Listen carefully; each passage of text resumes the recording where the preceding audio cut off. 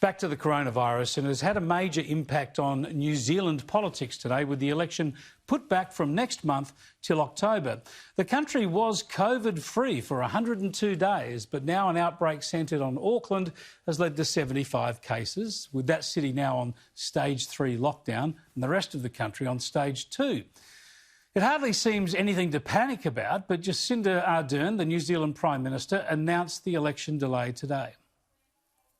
Ultimately, the 17th of October, in approximately 9 weeks' time, provides sufficient time for parties to plan around the range of circumstances we could be campaigning under, for the Electoral Commission to prepare, and for voters to feel assured of a safe, accessible and credible election.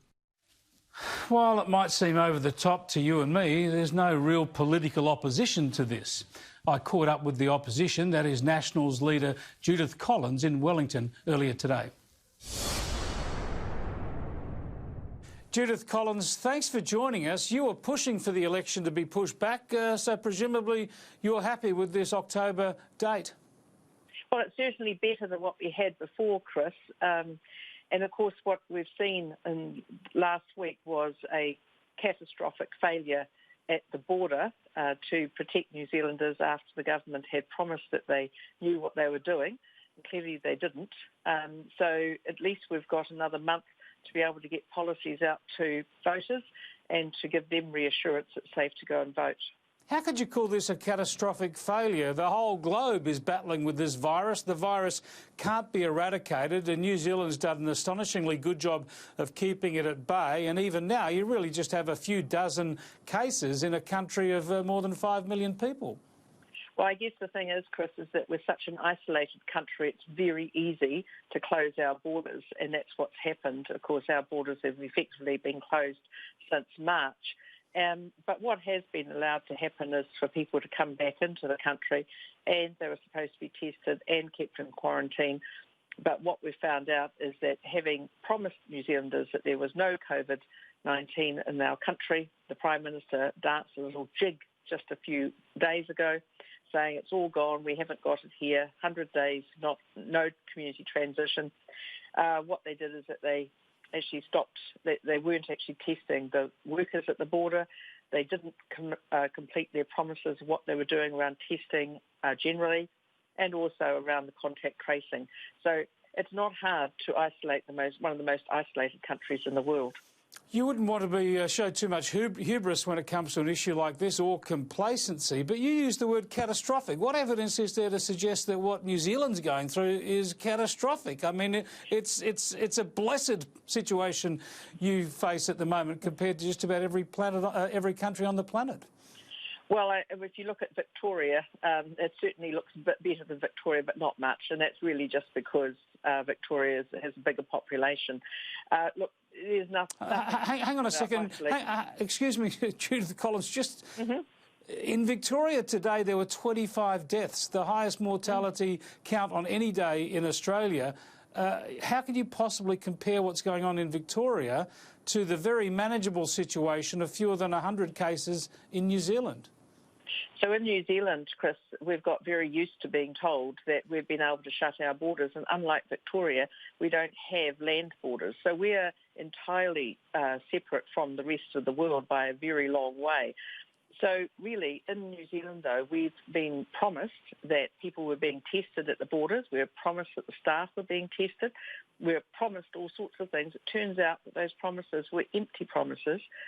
And when the public was told that they could be very happy with the excellent results, which we all were, our 5 million people in a country that's bigger than the United Kingdom, we thought that we were fine. It turns out that we weren't fine because there wasn't the testing at the border. There was, sounds like, almost nothing done at the seaports. It has been catastrophic in terms of a systematic catastrophe, because clearly the systems were never right. They were never put in place, and what people were told was happening was not happening. I would have thought this is just such an alarmist way of looking at the situation, given where New Zealand is, because surely New Zealand's biggest problem is not an outbreak of 60 or 70 cases in Auckland, but the issue of when you're going to open your country up, because you can't stay isolated forever. Tourism's supposed to be your biggest industry, and yet New Zealand, the longer you stay closed off, like Australia, you're doing yourself enormous economic damage. And without a vaccine, you have to work out somehow, some way of living with the virus. Well, I don't know that we do need to live with the virus, and certainly New Zealanders generally don't believe that we do need to. Look, Chris, it's not hard to hold our borders. People can't get here on, boats or anything else. This is an entirely solvable problem. The point is that when we have testing at the borders, we need to mean it. And what we've seen is we need to be able to open up for other activities, as you've said. But the problem is we can't do it unless we can do it safely. So I'm not somebody who is giving in on saying, well, we can't eliminate from New Zealand. Well, certainly New Zealanders are not in that space. They do believe that they should be able to eliminate it in New Zealand. We were told it was eliminated. And now we're finding out that actually the testing that could have kept it out of New Zealand has not actually been undertaken when we were told it was. So you're talking about systemic failure? Yes, it is. Is it individual failure? No, it's a system which was not set up in the first place. It's not hard to close New Zealand borders, Chris. The hard thing is to open them up safely and to allow people to be able to undertake their business. That's the hard point. Well, same deal in Australia, of course. It's that quarantine that is the key. Once you close off the international borders, it's kind of handy being island nations such as we are. But delaying the election a month, it seems unnecessary. I know you were pushing for an even longer delay, given the low numbers of infections, the fact that you're going to have the election anyway. You don't know whether there'll be fewer infections or more come election day. What's your rationale for supporting a one-month delay in the election? Well, we don't have any guarantee that, say, Auckland will be able to vote in the usual way. So the whole of Auckland, which is a third of the New Zealand population, that has been locked down into what has been called a level 3 lockdown. That means that people can't go about their work in the usual way. It means that we can't actually campaign in any way. It means we can't even get people out, do door knocking, all those other things that we do.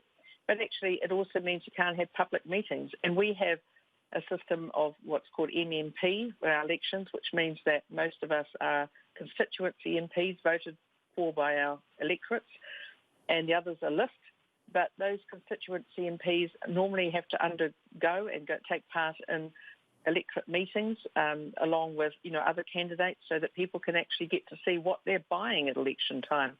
This close to an election, it would mean that we would have 1 or 2 weeks of actually getting policy out to people before the polls opened, because we have early voting in New Zealand, and they would be opened after that first week of September. Otherwise, we have 2 weeks. And Auckland, the biggest city by far, is now in lockdown. I don't think that's an ideal time to have an election. Frankly, another month, it will help. It will help people to be able to get the information.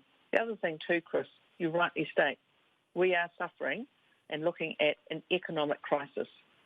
And that economic crisis is something people do need to see policies on, and they do need to see a way out. And that can't be just keep going as we are. Isn't it the case, though, that because you've only been the Nationals leader for a few weeks, really, you want as much time as possible between now and the election to establish your own profile, to get your own policies out there, and to try and claw back the lead that Jacinda Ardern has in the polls at the moment? Well, Chris, I'm actually very well known in New Zealand, and I wouldn't say that lightly. I've been in Parliament for 18 years, and yes, I'm not as internationally known as the current Prime Minister, but it's not so much that. It's the fact we do need to actually have policies available to people to see. And as we've seen, we've been working on the basis that the lockdown was working.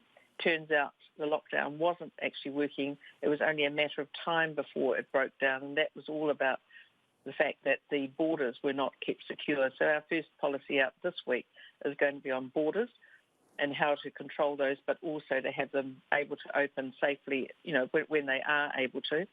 That's really important. Sure is. Got to get that right. Absolutely. Thanks so much for joining us, Judith. Hopefully we can catch up with you again between now and what will be an election date of October the 17th. Thank you very much.